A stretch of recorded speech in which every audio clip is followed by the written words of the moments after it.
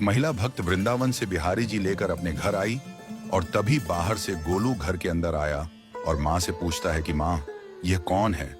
तो मैया ने बोला, ये भगवान है और ये ही हमारे मालिक हैं। अब तो घर में जब भी कोई नई चीज बनती तो सबसे पहले बिहारी जी को भोग लगता। पहले यह सब चीजें गोलू को सबसे पहले मिलती थीं। इससे गोलू बहुत चिढ़ने लगा और मन ही मन ठाकुर जी को कोसने लगा। एक दिन गोलू की माँ काम पर जाते समय बोली, गोलू, यमुना जी से मटके में जल भर कर लाना। जब गोलू पानी भरने के लिए जाने लगा तो जाते जाते बिहारी जी को कहने लगा, खाने के लिए तो सबसे पहले तैयार रहते हो, लेकिन काम तो मुझे ही करना पड़ता है। अगर यहाँ रहना है तो काम करो।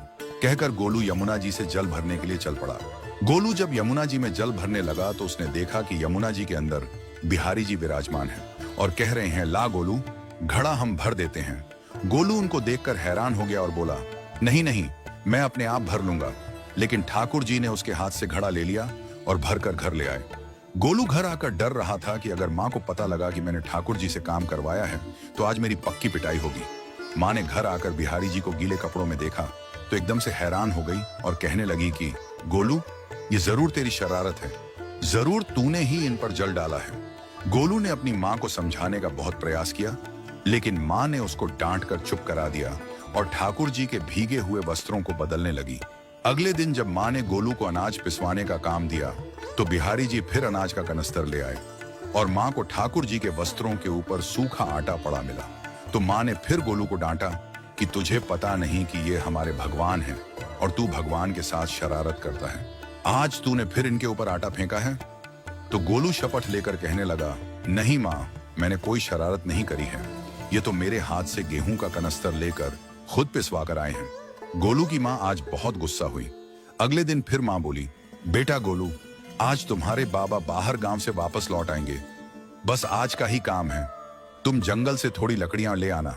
गोलू फिर डर गया, कहीं ठाकुर जी फिर मेरे पीछे ना आ जाएं। गोलू ने माँ को बोला कि मैं चला तो जाऊंगा, लेकिन बिहारी जी को समझा लो, वो मेरे पीछे ना आए। उसकी माँ हंसकर बोली, हाँ हाँ समझा दूंगी, तुम जाओ तो सही। गोलू जल्दी जल्दी लकड़ियां लेने जंगल में चला गया और माँ काम पर चली गई। लेकिन उस दिन माँ काम से जल्दी वापस आ गई और देखा बिहारी जी अपनी चौकी पर विराजमान नहीं है। वह तो एकदम से घबरा गई कि कहीं गोलू की शरारत तो नहीं। वह भागी भागी जंगल की तरफ गई। तभी उसने देखा कि गोलू के साथ एक इंसान लकड़ियों को लेकर घर आ रहा है। गोलू की माँ यह देखकर हैरान हो गई कि यह तो बिहारी जी हैं।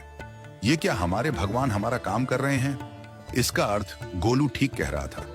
वह जल्दी जल्दी भागकर ठाकुर जी के पास गई और लकड़ियां उनके हाथ से लेते हुए उनके चरणों में गिरकर रोती हुई बोली, हे बिहारी जी, ये आप क्या कर रहे हो? मुंह गरीब का काम क्यों कर रहे हो? ठाकुर जी मुस्कुराते हुए बोले, हमें तो तेरे बेटे पर बहुत प्यार आता है।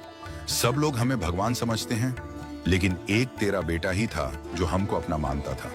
अपना मानकर वो हमें डांट भी देता था, हमारे साथ गुस्सा भी करता था, और जो हमें एक बार अपना मान लेता है तो हम उसके मान के लिए उसके ही हो जाते हैं।